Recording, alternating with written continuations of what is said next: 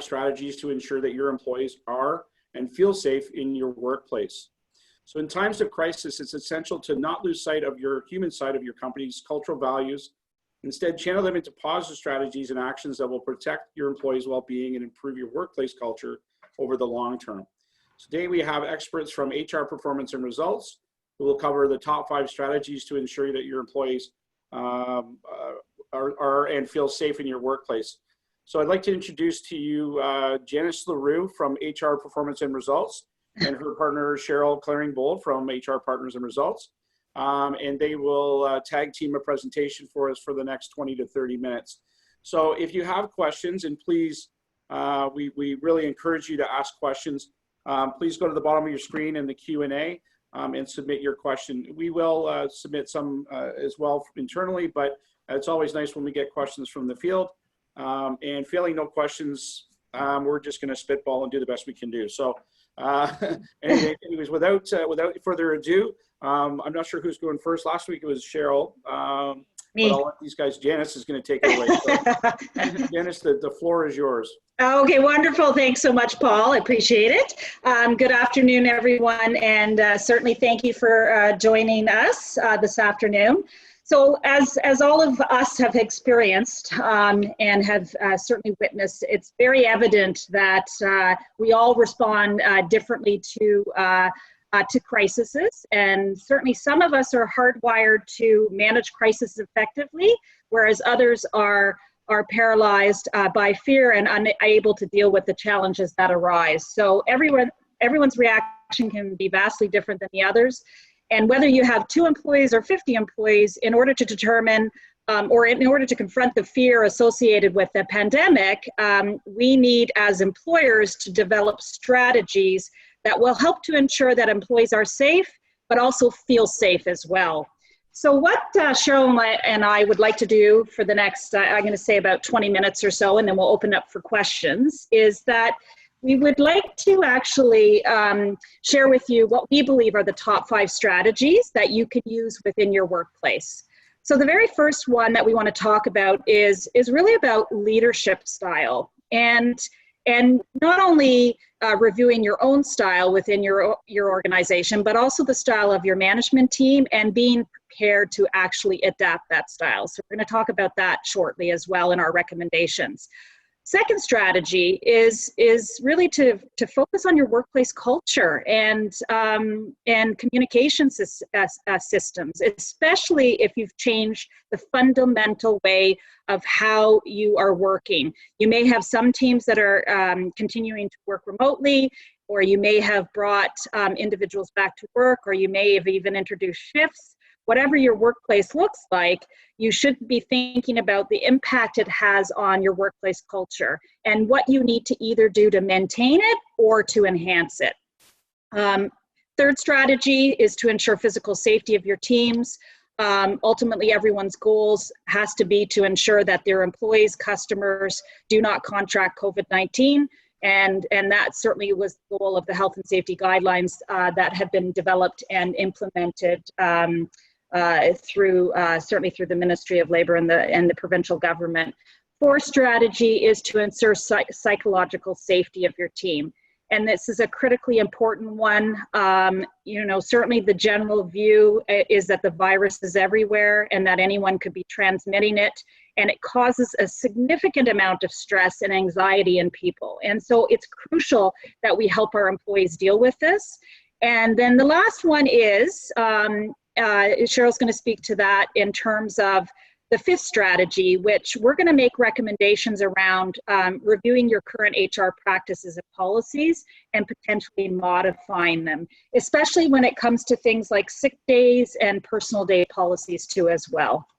So let's start with the strategy number 1.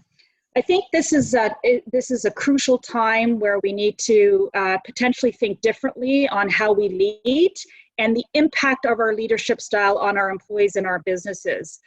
Employees are definitely looking to leaders to take actions that ensure their safety and certainly ensure the continuity of their business and protect them while they're working in the business. And I think there's a lot of pressure and certainly a lot of urgency on on employers in ensuring that this is being done. And if you think back, and you may have been one of those organizations, you know, when we first got the news and everything started shutting down, March and April, you know, a lot of business owners were making very quick decisions, and in many cases, they weren't thinking through the impact it had on their businesses. Understandably so, because it was very stressful for all of us. And so what certainly Cheryl and I are seeing is now we're seeing the impact of those decisions, certainly in some workplaces, as it relates to employee morale and other practices as well. So the first recommendation I have is slow down. Slow down and really think about the impact on your next steps. All of the information we have at this point is that we should be anticipating and preparing and planning for another surge as we enter the fall and go into the winter season, where, you know, we already know that those are seasons where people will experience flu symptoms and colds. And so I think we've really got some time here. We're at the beginning of August to really think through certainly the impact of our decision making. And I would recommend that you actually do an assessment of not only your own leadership style, but certainly the leadership style of your management team. And bring it up as a topic at your next management meeting, so that you can really talk through if it's necessary to certainly adapt it.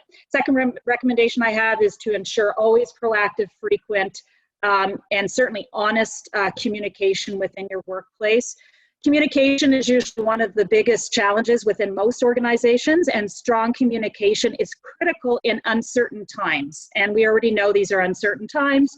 And so, you know, we got to put more effort and more focus on certainly the communication within our workplaces. And great communication involves keeping both employees informed about important issues and changes, while ensuring leaders and managers are accessible for questions and willing to give straight answers. So I think it's do a lot of listening, active listening, ensure that management and yourself as a business owner or yourself in an HR role are in sync as it relates to the messaging that you're sending to your employees as well.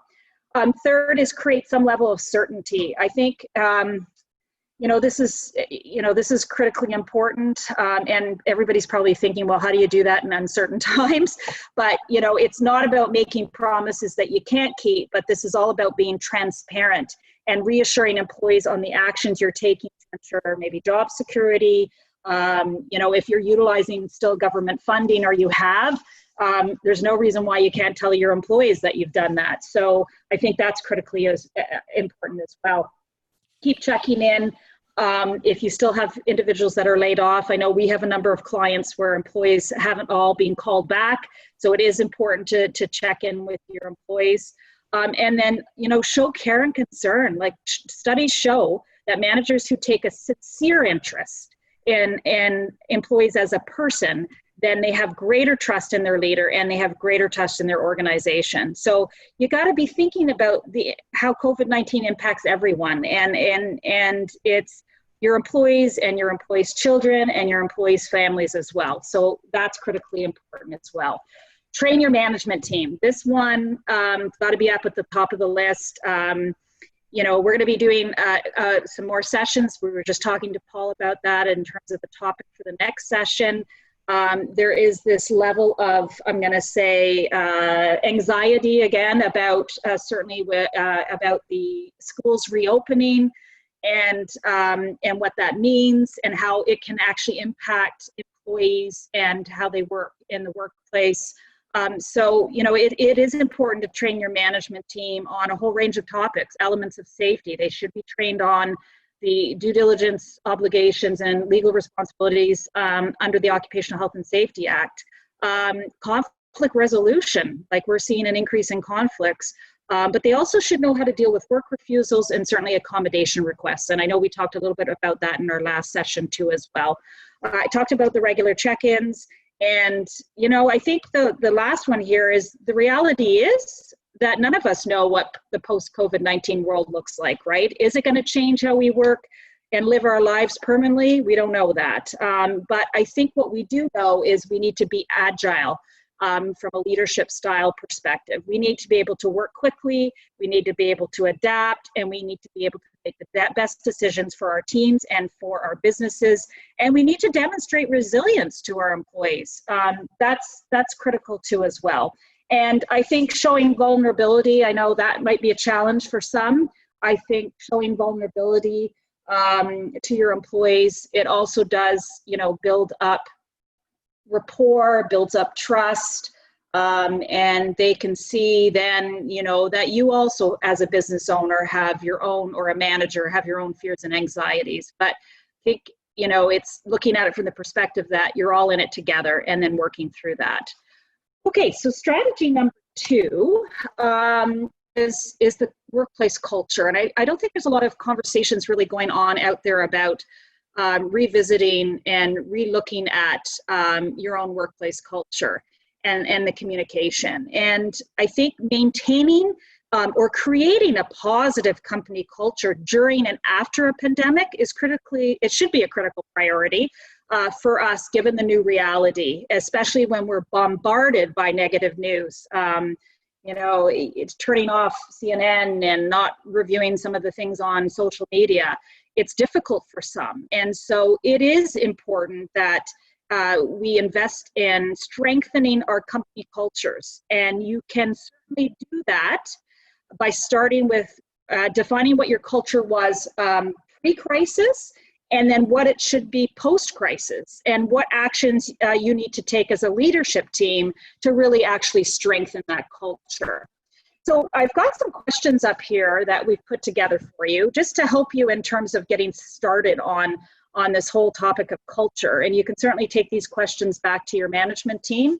But the first one, it's what type of organization do you want to be? And how is your culture impacted by certainly what went on with the pandemic over the last several months? How do you ensure a team-oriented collaborative culture when not everyone's in your building? That's a big struggle, right? Like if you've got individuals who are some working from home, some in your office, but your pre-crisis, everybody was working under one roof. This is really important. It does change your culture, and it does have an impact on, certainly if you've had a really strong team dynamic, it does create barriers with people working from home. So I think you need to talk about that. And for those of you who have brought everyone back to your workplace, I think you also have to be prepared that if in the fall, the premier does, depending on if there was a surge or not, and he goes back to, let's say, phase 2, I think you've got to be prepared that if you do have to send employees home, then you've got to talk about what that looks like and how it's going to impact the culture and how you can maintain it or strengthen it. What are some of the activities you and your team can do to strengthen it, and how are you adjusting your communication plan? How are you recognizing your team's efforts?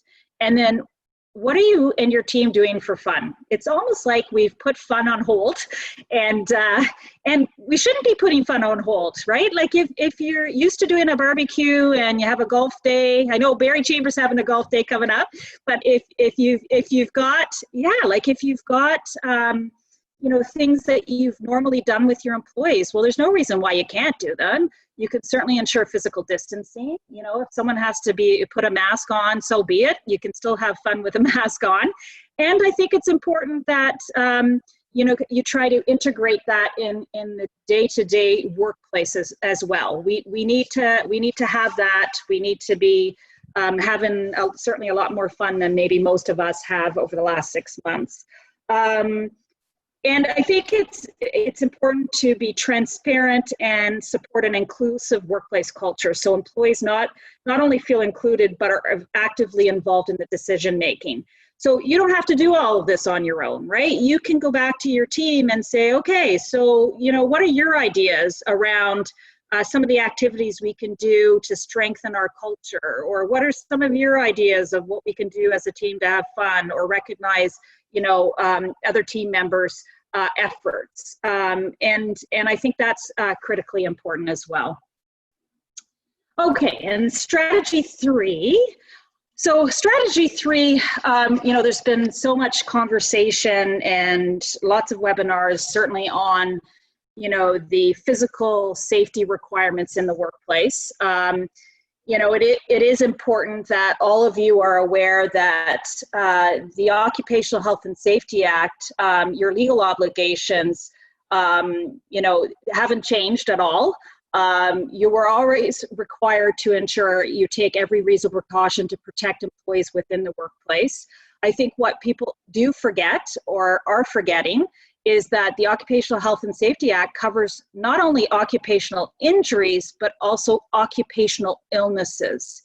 And so it is important to be aware that if someone does contract COVID-19 in your workplace, that it would be considered an occupational illness, and there's certainly legal obligations as it relates to that, and there certainly could be potential repercussions too as well.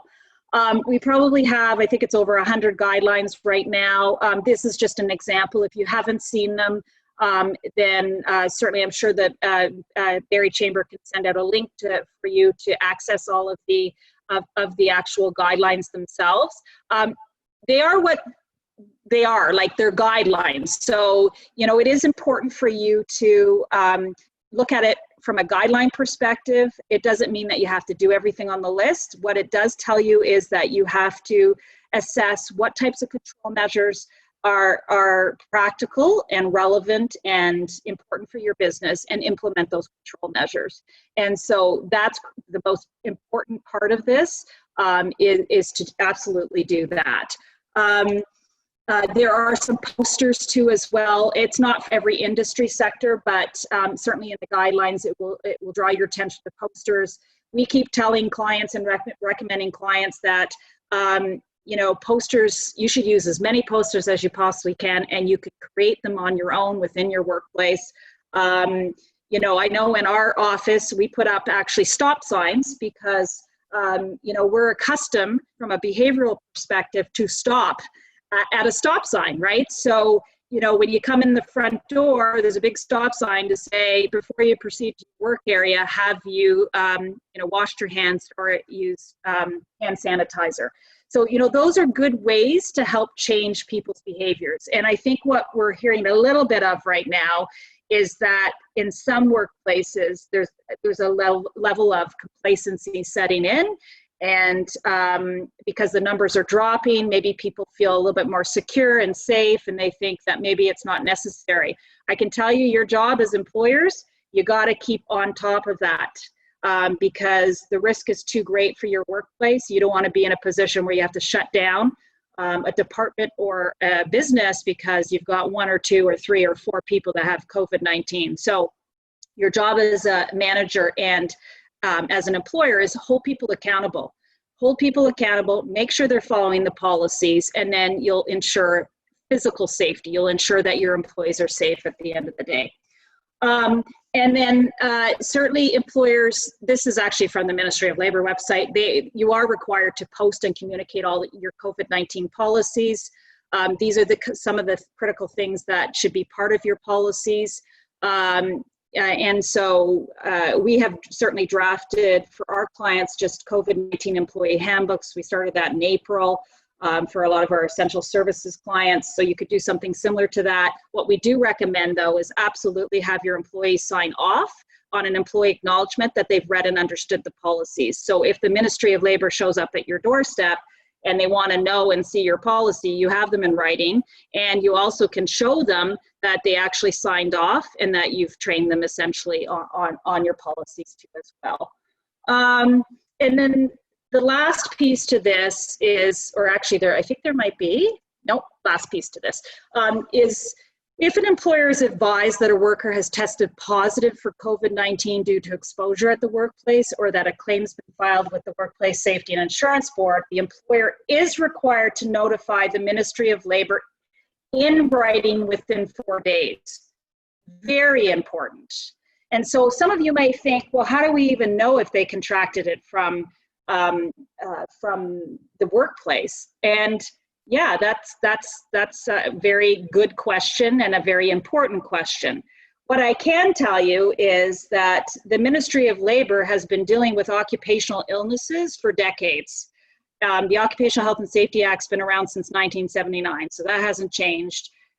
Certainly, certain workers have been exposed to biohazards, you know, everything from construction employees on job sites to the healthcare area, you know, and even restaurants, right? So they've always been exposed to it. So the Ministry of Labor certainly does have their tools, I'm going to call them tools, to identify, you know, if someone did contract COVID-19 from a workplace, and certainly WSIB too as well. So, you know, if you've got 2 people contract COVID-19, it may be a little easier for the Ministry of Labor to determine if it was contracted within the workplace. And if they come into your workplace and you have no policies in place, you know, that's not going to help you if you report that someone has COVID-19, because they're going to come in and they're going to see that you haven't done what you're supposed to do as it relates to your due diligence requirements. I think it's also important in here too as well. We did have that in a fast facts too as well, but it did come to our attention not too long ago that it's not just the Ministry of Labor that's going into the workplaces. We also were notified by one of our agricultural equipment dealer clients that the TSSA, and we actually called the TSSA, and the TSSA actually is also out and inspecting workplaces. And certainly, I think everybody needs to be aware of that as well. And it's really full cooperation when you've got certainly a Ministry of Labor inspector at your door. You know, you are required legally to certainly permit them into your workplace, to support them around the workplace, and full cooperation, right? Really at the end of the day too as well. So that's the piece on, their third strategy on ensure physical safety. So now I'm going to turn it over to Cheryl, and Cheryl's going to start with strategy 4 and finish with strategy 5. Thank you. Good afternoon, everybody. Yeah, so strategy 4, ensuring psychological safety. You know, while all the strategies certainly are important, this one as well deserves a lot of attention. Lots of employees out there feeling a lot of fear, a lot of anxiety. While it's critically important, as Janice mentioned, you know, to train your managers and ensure the physical safety environment, we can't forget about this, this aspect, certainly in our workplaces. We've even experienced it with a lot of our clients phoning us, you know, and employees aren't ready to come back. They're afraid, they're nervous, you know, and I think it's critically important that as a business owner or a manager or supervisor, you need to support those employees. And we certainly encourage all of our clients that touch base with us, and I would encourage all of you, have those conversations. You know, ask them why, you know, what is wrong? How can I help you?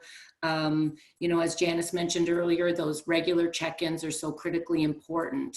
You know, you have to let them know that what they're experiencing is normal, or if you're feeling the same way, you know, and that you'll support them. Talk about it in your workplace. Don't ignore it, talk about it, and really try to let them know that, you know, it's okay maybe not to be okay, right?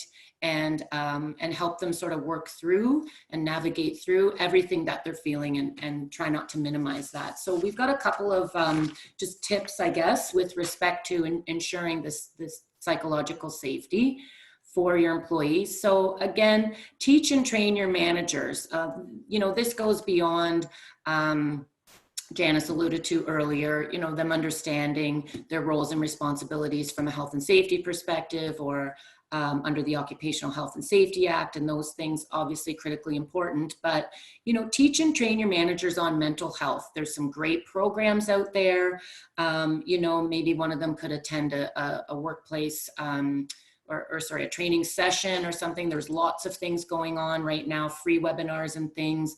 If any of you have employee benefit programs, EAP programs, I know Morneau Chappelle sometimes will put on webinars for for employees or the management level so they can get some insight on mental health, or they'll even send out flyers. They've been doing regular flyers on COVID-19. So probably a lot of your other benefit providers may do the same. So, reach out to them, have your managers, think about that and look for maybe signs or strategies that they can be aware of in terms of navigating through employees' mental health issues. So that's one thing we could do. The other thing, designate a team to talk to affected employees. As Janice mentioned, we develop employee handbooks on the COVID safety for a lot of our clients. And part of that is creating what we call it a COVID response team. This maybe could be a manager, it could be a supervisor, maybe it's a member of the Joint Health and Safety Committee. It could even be an employee that maybe has been there a long time, or someone in a position. It could be an HR manager, somebody that the employees know they can go talk to and really help support them, through any concerns that they have, share those concerns, listen to them. So really just provide them with that resource in terms of, having a physical person that they can go speak to. Educate employees, really, really important as well. Lots of resources out there right now. Even in our Fast Facts, we've included links to all the resources on certainly the Ontario website, as well as the Canada.ca website has great resources there. Again, if you've got a benefit program with an employee assistance, an EAP site, great resources on there as well, from financial coaching, lots of employees struggling with that, mental health, tips and strategies on how to talk to children about COVID. All kinds of things with respect to that can be available too. Lots of that online, and we can certainly send some links if anyone out there is interested. Canadian Mental Health Association has a great website with lots of links as well. Ensure a respectful workplace. We're certainly seeing a lot of, along with the fear and anxiety, a lot of tension, maybe not even tension, but more heightened, maybe behaviors and things like that, people not maybe getting along so well, or, people are just nervous and working lots of extra hours, everybody trying to pick up, and if you are back at work, there's a lot of that going on. So even during this really critical and crucial time, it's really important to ensure that everyone treats each other respectfully. So if you've got respect in the workplace training out there, if you've got policies, might be a really, really good time to revisit those policies, or, remind everyone about, the respectful workplace, and for everybody to, make sure they engage in those behaviors, and don't criticize others as well that maybe have had COVID, or we haven't really, unless Janice, you can speak to this too. In our experience, or at least in the clients I've been dealing with, the workplaces haven't had anybody directly with COVID, but there have been other employees that have had, other family members or things that they've been in connection with. So, you want to really make sure that those employees aren't treated differently because, they've been in contact with or have had a relationship with someone who has had COVID. So we don't want to alienate those particular individuals in our workplaces either.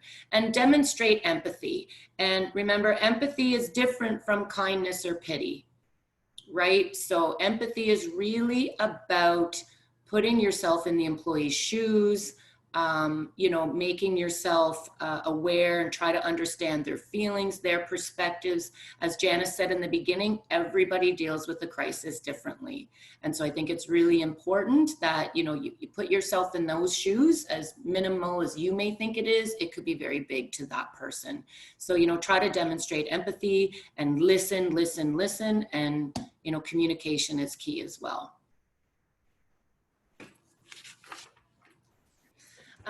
So the last strategy 5, review current HR practices and policies. Again, this is a great opportunity for you to go in and either look at those policies or practices that you have, and do they need maybe a revision or an update, or do they not exist, and can we put what can we put in place, or do we need to put anything in place? So we've just listed a few here. There obviously may be a few more as you go through your individual workplaces, but Recruitment and retention, really, really key. We're certainly seeing a lot of different strategies now with recruitment. We do, see quite a bit of recruitment out there as employees don't want to come back to work for various reasons. Organizations that have reopened need people. So we're looking at, different and creative ways, lots of Zoom calls, team meetings, different recruitment strategies that you have, revamping job postings, get the culture out there, reassure them that you've got the COVID policies and practices in place so that you can welcome them into your workplace. Retention also critically important. If you've got those employees out there that are still on a layoff, communicate with them, ask them how they're doing, let them know your plan. If those employees or certain employees have left your organization during this period, might be good to do exit interviews, find out why. Was it really related to COVID? Is there something you could do better? Was there communication or lack of communication? Those are all great things that you can do in terms of retaining those employees as well. Working from home, this is a big one. Obviously, as businesses closed, employers had to transition to this. Look at those practices. Are they working? Maybe you didn't have them before, but if they're working now, can you continue to have those work? I do have one client in particular, never had a working from home policy before, never wanted it, never thought it would work, and it is working so well that they have actually decided they're keeping everyone working from home, probably to the end of the year. So, it's working. And if it's working, maybe it doesn't work for the entire organization, but if it can work in certain departments or certain positions, then maybe look at that practice as something you might maintain moving forward. Absenteeism, sick days, there's leaves of absences. Look at those policies as well. Under the Employment Standards Act, there are a number of leaves, job protected leaves that employees can take, one being the infectious disease emergency leave, or IDEL. There is a sick day requirement under the Employment Standards Act. It's 3 unpaid sick days per year that employers are obligated to give employees, as well as 3 unpaid days for family responsibility emergencies. So look at maybe updating that policy. Maybe you want to offer some paid sick time to your staff if you can do that.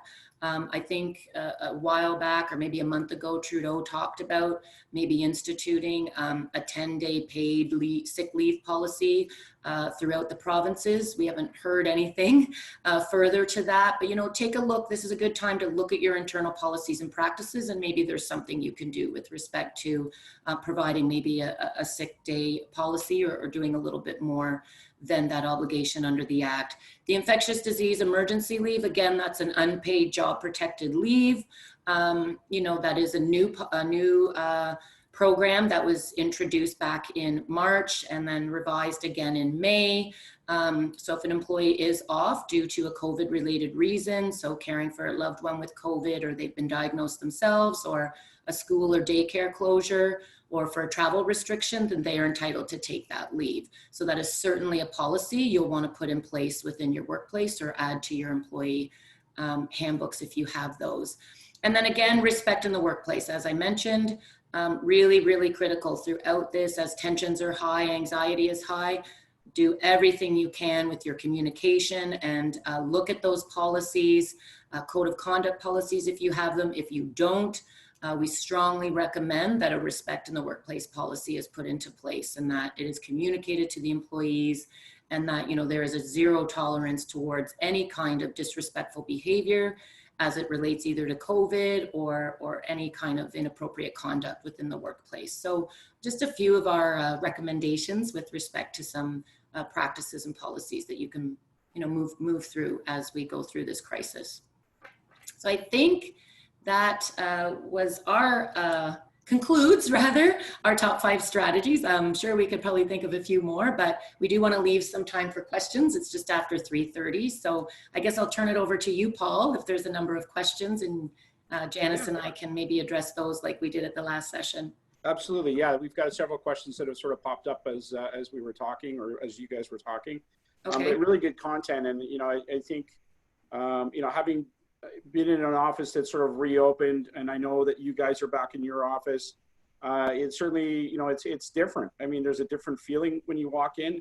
There's a different feeling when guests come into the office or customers, and it really kind of changes things around. But you know, the bottom line is that, you know, this sucks, and it's it's somebody's fault, but it's not necessarily our fault, and you just have to sort of deal with it. So these strategies are excellent, and if you haven't made some changes to the way that your business runs or your culture is now, then, you know, now's the time to do it. I wouldn't wait any longer, obviously. So some of the questions that are in here, you know, they're typical questions. I mean, I'll start with one because we started talking about inspectors coming in and those kinds of things. So Janice, if a Ministry of Labor inspector or any inspector comes to the company's door and asks to be let in, I know you have generally a duty to let them in.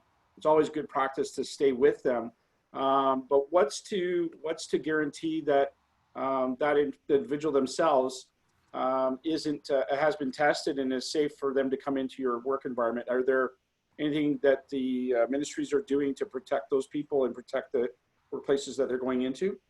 Yeah, no, great question, Paul. And actually it doesn't, this recommendation wouldn't be just for a Ministry of Labor inspector, but for anybody coming into your place of business, especially like I think about the chamber or, you know, an office environment. I would require them and recommend that you require them to complete the self-assessment. And if a Ministry of Labor inspector shows up at the door or someone else, then you have instructions posted on your door that they're to call into the office before they enter into the office. And then the individual who is taking the phone call can read through in terms of the self-assess or the questionnaire. And that's important that it's documented in writing, Paul, because this is critically important from a contact tracing perspective, right? So let's say, Paul, you come over to our office. Before you come in, and we know that you're coming over, we would send you the questionnaire, you'd fill it out, and we would keep it on record to know that you were in our office on, you know, such and such a date at such and such a time, so that if someone does contract COVID-19, then we can contact trace, right? The other thing too, as well, with the mask bylaw is, you know, it's requiring them to wear a mask bylaw. So it doesn't matter if the Ministry of Labor shows up at your door, you can then just kindly we definitely recommend put a poster on or a sign on your door saying call, so that they don't open the door. But call in, give instructions to your receptionist or whoever's answering the phone. And then on the phone, you also let them know that they're required to wear a mask. And then you welcome them into your building. Usually the Ministry of Labor is asking, Paul, to actually be escorted by a Joint Health and Safety Committee member. So then it's just full cooperation after that. Right. Does that answer that question, Paul? Some businesses that may not have, yeah, that answers it. Sorry, we're cutting out. I actually dropped for a few minutes there, so I may have missed some of the suggestions you had. I apologize. Our internet isn't fantastic, but yeah, I think those are great practices. You know, at a minimum, having at least a check-in list when people come to your office. But I think those other ideas, again, as we get more and more open, probably make a lot of sense. Okay. You know, our office has been closed to appointment only, but we found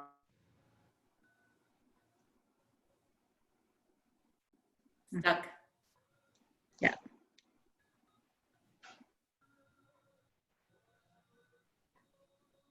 Oh, I think he's off. I totally disappeared. You totally disappeared there, Paul. Oh, magic. There you are. Yeah, I dropped off mid rant there, so I apologize. Give me a second. That's okay. No Can you hear me problem. now? Yes. Yes. You can hear The me only now? one. Okay, good. Sorry. Yeah. Everything just went I can blank. hear So, anyways, good. Well, hopefully everybody else heard your answer there. So I'll bring it on to the next one. So we're not. If I get cut off again, we're not.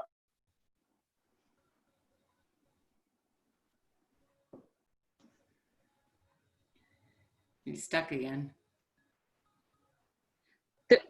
Okay, so what we could do while Paul's coming back, I can see the questions. So we do have a question here that says, and maybe Cheryl, you can answer this one. If my employee has a school-age child whose class is quarantined, will their job be protected? So once again, if my employee has a school-age child whose class is quarantined, will their job be protected? So fantastic question. So Cheryl, did you want to take that? Yeah, great question. So, and as Janice mentioned, we're not sure what's going to happen with the rollout of school. But under the infectious disease emergency leave, that is a job protected leave due to, right now, it says school or daycare closure.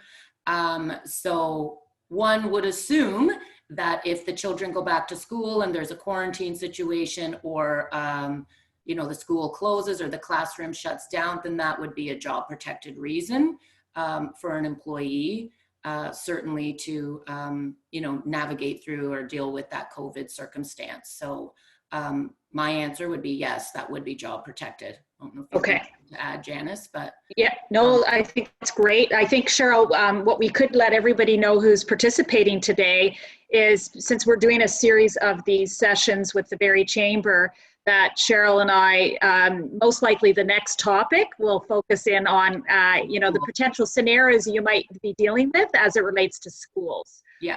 Because I think that's critically important that everybody's aware of the potential different scenarios as well. So, okay, no, that's great. Thanks, Cheryl. And then the next one that I see, I take this one.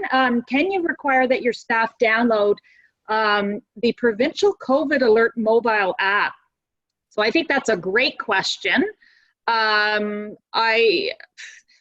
I would recommend, it's a similar recommendation that I would have when employers ask if they can take employees' temperatures, is that I would recommend that if you are going to require them to download the app, that you actually then put in a policy about the disclosure of the information on the app, and that they agree to disclose that information to you, right? Because my understanding of the app is that it will alert you if you've been come into contact with someone who's contracted COVID-19. And so, then the employee really has to report that to you, right? So I think you need to have a policy and certainly a sign off. What I would recommend, though, is I would recommend that you, before you implement that, is that you actually get input from your management team and some of your employees, whether or not they feel that that's a practice that should be put in place in your company moving forward. I'm not sure if Paul's back on, but I'll keep continuing with the questions. So I guess, Cheryl, so how can you ensure that there isn't a them versus us feeling among the workers who have been in the office against those who worked remotely or who weren't able to be on site as soon? So I guess, some people, what I understand that question to be, Cheryl, is that some people working from home, some people working from the office. So is there any recommendations you would have for this participant on how to ensure that there isn't this bent up kind of us versus them mentality? So any thoughts on that, Cheryl? Yeah, certainly. I mean, I think it comes down to communication for sure. We've certainly had some clients have that happen. And, sometimes it's communicating with the employee from a business perspective. As Janice, I think you alluded to earlier about being transparent. Be transparent about why certain individuals came back and others didn't.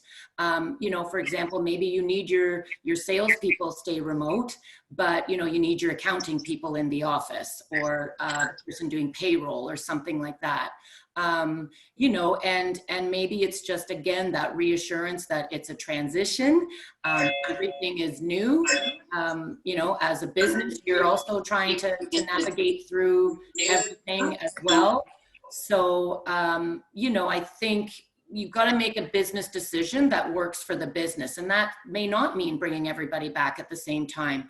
Communication is really key. I've got quite a few clients we do employee newsletters for. So just a suggestion. We have initiated some COVID newsletters.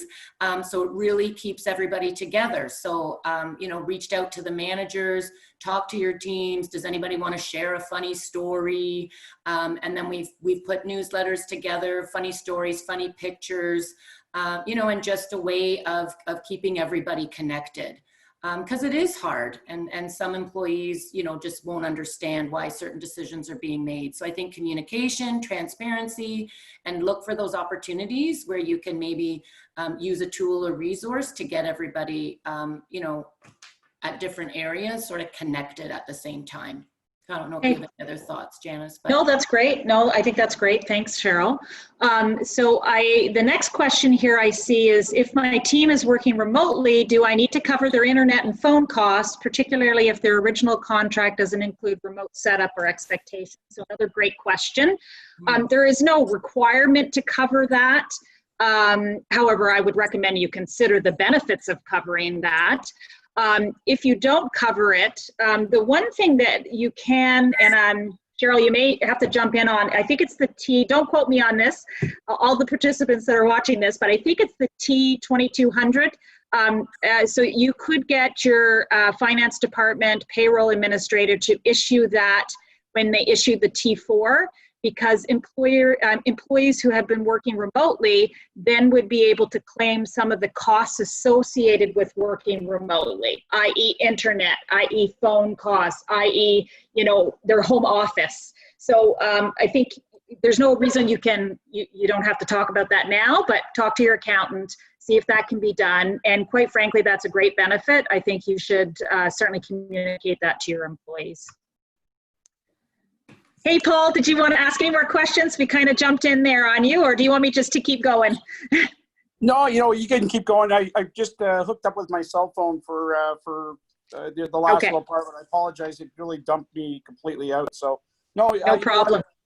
You can see the Q&A and I can't at the moment. So yeah, please continue to go. That's good. Okay, yes, no problem. Just let me know, Paul, though, when you need to wrap up. Okay, Cheryl, the next one here I see is, if I see like I'm on the hot spot. Call my name like that. If I see an employee, okay, so if I see an employee has posted beach photos on their social media during the workday, what would you recommend I do to address this? We would probably ask a few more questions, but again, the question is, how do I, like, if they saw beach photos of an employee, I'm going to make an assumption that this person called in maybe sick, or, you know, maybe they're on a layoff and they refuse to come back to work, but they see them, you know, having a fun time at Wasaga Beach. What can they do about it, Cheryl? Well, I think there are a number of questions really before we can answer that to speak to exactly what you said. If they're on a layoff, not much you can do about it if they've been laid off. If they've been working remotely for you and are supposed to be at work that day working, and they post a beach photo, you know, you could address it with them. Certainly, but you know, was the beach, don't jump to conclusions. I think back to Janice's comment about slowing down when all this first started, we always recommend to our clients, don't jump to any conclusions or make any assumptions, right? Is it the employee's photo? First of all, my question would be, you know, when was it taken? Maybe it was just posted today, but it could have been from the weekend.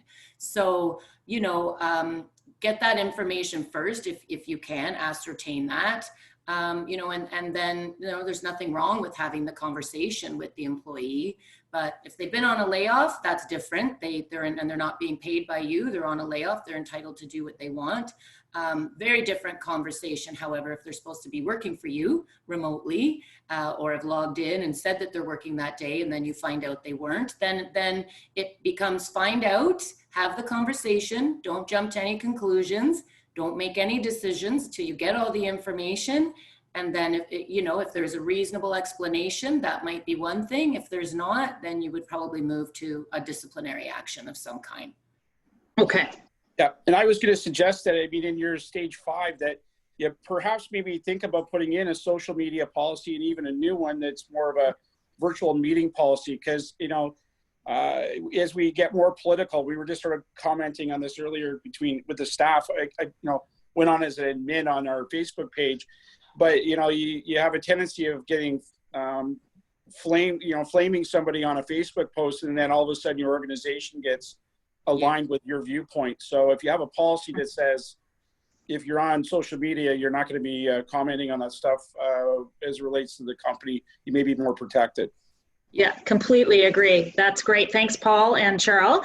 Next question I have here is, how do I ensure my team is working when they are remote? I don't want to micromanage, but do I just trust that the work is being done? So another great question. First recommendation, absolutely, that I have is you need to have a detailed working from home policy in place. And you need to implement it, and you need to get your employees to sign off on it. So that's critically important. In the policy itself, you've got to give some thought to what are your standards and expectations about them working from home. You know, a couple of quick examples. Well, if their start time in the workplace is at 8:30, well, your expectation is they start in their home office at 8:30. If your expectation and standard in the workplace is for them to return calls within an hour, well, then that's your expectation and standard when they're working remotely. And so that is critically important. You know, your question and comment about trust, like you know, at the end of the day, you're not going to be in their home with them. There's got to be an element of trust. And, you know, trust actually is really the foundation for having a good relationship with your employees. And so, you know, that is important. There's going to be an element of, you know, it's an honorary system, right? Regardless of your policy, but you still have to have that policy in place. I think the other thing too as well that you could potentially consider, depending on the size of your workplace, I know we've had a couple of clients that have used software that actually you can actually log into the software and you can see in terms of what your employees are doing during the day. And we have heard a couple of which I won't share, but very interesting stories that could lead to disciplinary action. And the only thing that we would caution you on, like that's fine to do that, but it really falls into the category of surveillance in the workplace. And so whenever you have, you know, video cameras or recordings or some sort of software like this, we would recommend that you have what we call a surveillance policy in place. You can reword that, but a policy notifying the employees that you actually are doing this. So those would be my recommendations as it relates to that question. And if we've got time for one other question, do we have time, Paul, or? Oh, absolutely. And my wrap up is I'll just lie quicker. That's all. Okay. So actually there's a few more here. I'm not sure if we can get to all of them. There's one here, Cheryl. So if you have one employee who isn't emotionally able to return to the office, but can complete their work from home, should you allow this? Will this create an unbalance with the rest of your team, perhaps resentment? And then how do you avoid tension building in this situation, particularly if it's a mental health issue and you can't violate the employee's privacy by divulging the reason to the rest of the team? So I don't know if Julie can keep that question up, but it just disappeared off my screen. So look in the answered. There's 3 tabs. If you click answered. Okay, got it. Okay, so the first, I might need help because I can't see any of the questions. Sorry, Cheryl. The first part of the question is, if you have one employee who isn't emotionally able to return to the office but can complete their work from home, should you allow this? Okay. And then second part to that question would be, would it create an unbalance with the rest of your team, perhaps resentment? Sure. I mean, I think yes and yes and yes to, you know, should you allow it? I think, again, it's going to go back to a conversation. You need to really talk to that employee and find out why. So why are they not wanting to come back to the workplace? Have you put all the measures in place to protect them, as we talked about, the safety measures, right? Reassure them, ask them why. really try to dig down deep and find out the reason. Because maybe if it's just anxiety, they're not sure, they're not clear, they're not aware of everything that you've put in place to protect them, then maybe they would come back. You can always look at saying, you know what, you have that conversation. Again, we encouraged empathy, right? So this is a perfect example of maybe pulling out that empathy situation where you can say, look, why don't we just leave it for a couple of weeks and we'll revisit it in a couple of weeks.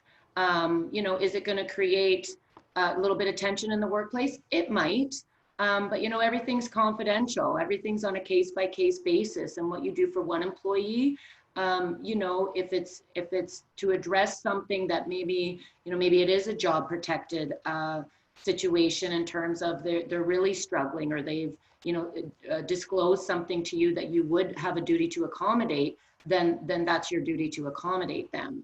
And that really is something you would keep confidential from other employees. And, you know, it is difficult and it's challenging. So, you know, I guess my recommendation would be have the conversation. You really need to try to explore what they're feeling, what they're thinking. And, you know, if they can work remotely and it's not hurting anyone, or they in a certain department, maybe you can look at okay, they don't work remote. Maybe you have the conversation about, are they comfortable coming back for a little bit of time? Let's transition you back slowly. Why don't you work? Because we're trying to get everybody back. And in all fairness to all the employees, this is our goal. But recognizing that maybe this person is struggling. So look for those creative ways that maybe you can, you know, have them transition back slowly, or do sort of a hybrid model of that, with the goal that eventually they do come back. Because then it lets them, you know, some of them are afraid to come back cold turkey. One day they've been home for 4 months and all of a sudden they're back. It is a very difficult transition for some people. So just take the time to explore that, I think, a bit further. And, you know, in terms of letting everybody else know, you know, you don't need to say too much other than, you know, we're just working through everybody. Our goal is to transition everybody back. And, you know, we're just taking it one day at a time, and you know, each employee individually. And just to add, maybe Cheryl, third part was to the question, but. Well, just to add maybe to what Cheryl's saying too as well, is in addition to what Cheryl stated, because that's the first obviously step, and typically in most cases it's resolved at that level. We have had some escalating issues where the employee has disclosed that it's a little bit beyond the emotional, and there may be some other health risks. And so the recommendation is that you can certainly ask for medical documentation from the doctor to determine if you do have to provide additional accommodations, basically, because that's your requirement, right, is to accommodate. And for persons with disabilities, and the Human Rights Commission was very clear. They put out a policy clearly stating that anybody who has COVID-19, certainly it's considered a disability. But in this case, if someone has a mental health issue, that's also considered a disability. And if there's other medical conditions or concerns they may have. So ask for medical documentation, draft an accommodation plan with the employee to figure out if they can still work from the workplace. If at the end of the day, you can't have them work from home, well, there's no perfect solution to accommodation. And if you can't, then they stay off. They're still your employee. We would certainly not recommend at all. The risks would be too high, and as it relates to repercussions if you terminated, but they would then stay off, and then and you would wait it out until they're ready to come back to work. But that's in a escalating kind of scenario. So back to you, Paul. I don't know if we're running out of time, but yeah, we got about a minute left, so I'll talk as quick as I normally do, and I'm sure we can get this done. I apologize for the technical issues. We had some problems today. Earlier, had some work done on it, but clearly we still have some problems, right? At any rate, but I appreciate your talk today. I wish I was able to be a bit more interactive, but because it's a great subject, and these are really very relevant concerns right now that people have, and I think some of the strategies, or all of the strategies you put out today, are very, very helpful. So again, this will be available for our members after, and I'm sure Anybody that has further questions, please feel free to reach out to Janice or Cheryl, and they would be happy to help you. So in closing, I'd like to thank you again for joining us and for the work that you're doing in your business every day.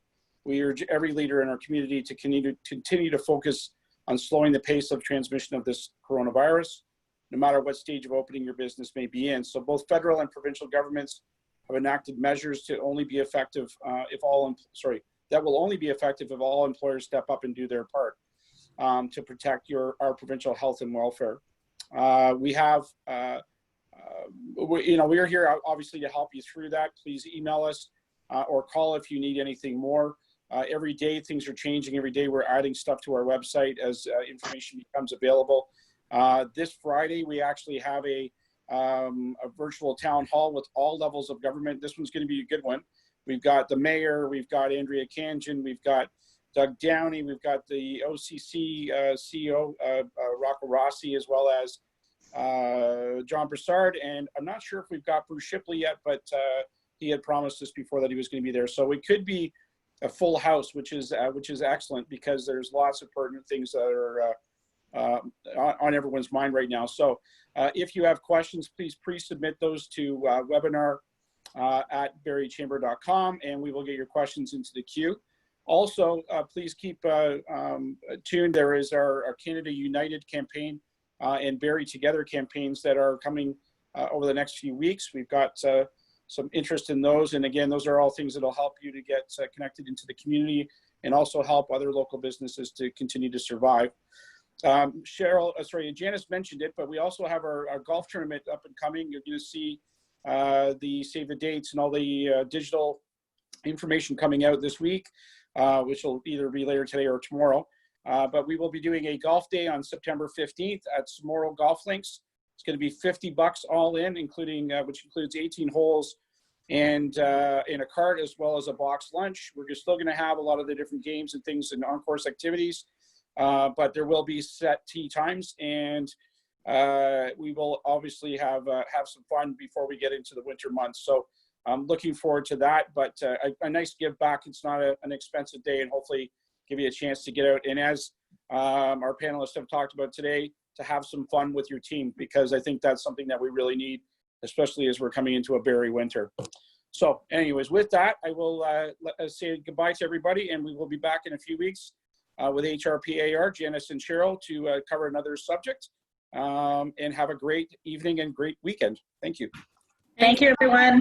Bye. Thank you. All right.